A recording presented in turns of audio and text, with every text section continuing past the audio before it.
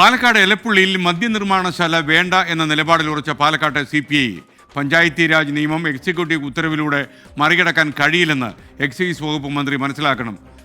മദ്യനിർമ്മാണശാലകൾക്കെതിരെ പ്രതിഷേധം ഉയരുമ്പോൾ പുതിയ നടപടി അംഗീകരിക്കാൻ കഴിയില്ലെന്ന CPI പാലക്കാട് എക്സിക്യൂട്ടീവ് വിമർശനം ഉയർന്നു. സമീർ ബിൻ കരീം ചേരുന്നു. സമീർ, പറഞ്ഞോളൂ. ഈ മദ്യനിർമ്മാണശാല അനുമതിയുമായി ബന്ധപ്പെട്ട് സർക്കാർ മുന്നോട്ട് പോകുന്ന ഘട്ടത്തിലാണ് ഇന്നലെ CPI പാലക്കാട് ജില്ലാ എക്സിക്യൂട്ടീവ് യോഗം ചേർന്നത്. ഈ യോഗത്തിൽ വിശദാംശങ്ങളാണ് ഇപ്പോൾ 24 ലഭ്യമായിരിക്കുന്നത്.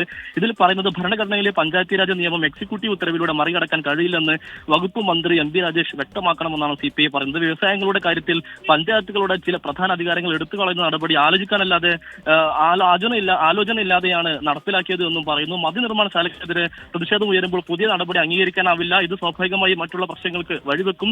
ജലക്ഷാമം രൂക്ഷമായ പ്രദേശത്ത് മദ്യ കമ്പനി ഒരു തരത്തിലും അനുവദിക്കരുത് എന്നും CPI യോഗത്തിൽ അഭിപ്രായമുയർന്നു.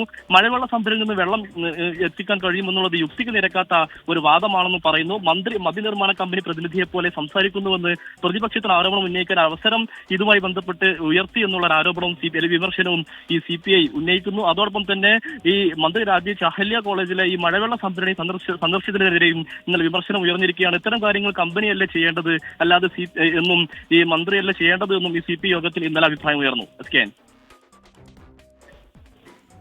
Thank you Sameer bin Kareem.